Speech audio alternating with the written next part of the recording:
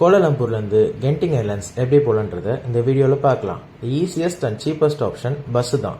எங்கே இருக்கீங்களோ அங்கேருந்து ஸ்ட்ரைட்டாக கேஎல் சென்ட்ரல் வந்துடுங்க.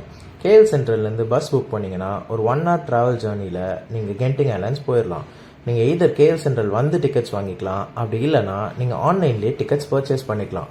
க்ளூக் அந்த மாதிரி ஆப் மூலயமா நீங்கள் டிக்கெட்ஸ் புக் பண்ணிக்கோங்க.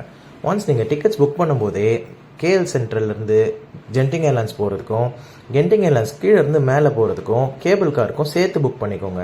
எதர் நீங்கள் சேர்த்து புக் பண்ணிங்கன்னா அங்கே போய் நீங்கள் லாங் க்யூ நிற்க வேண்டாம், டேரெக்டாக QR கோட் மட்டும் ஸ்கேன் பண்ணிவிட்டு மேலே போயிடலாம்.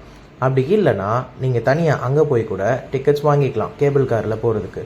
கேஎல் சென்ட்ரல் வந்துட்டு அங்கேருந்து கிரவுண்ட் ஃப்ளோர் கீழே அண்டர் கிரவுண்ட் போனீங்கன்னா உங்களுக்கு பஸ்ஸஸ் இருக்கும். டைரெக்டாக நீங்கள் பஸ் எடுத்தீங்க அப்படின்னா உங்களுக்கு ஒரு 1 hour ட்ராவல் ஜேர்னியில் நீங்கள் கென்டிங் ஐலாண்ட்ஸ் போயிடலாம். இதுதான் அந்த கேபிள் கார். நீங்கள் அங்கே போனதுக்கப்புறமா டிக்கெட்ஸ் பர்ச்சேஸ் பண்ணிக்கலாம், இல்லை ஆன்லைன்லேயே சேர்த்து கூட நீங்கள் டிக்கெட்ஸ் புக் பண்ணிக்கலாம்.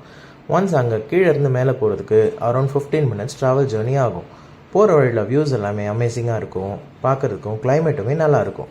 ஸோ போகிற வழியில் ஒரு சைனீஸ் டெம்பிளும் இருக்குது. இது அந்த ஸ்பாட், இதான் அந்த பிளாட்ஃபார்ம்.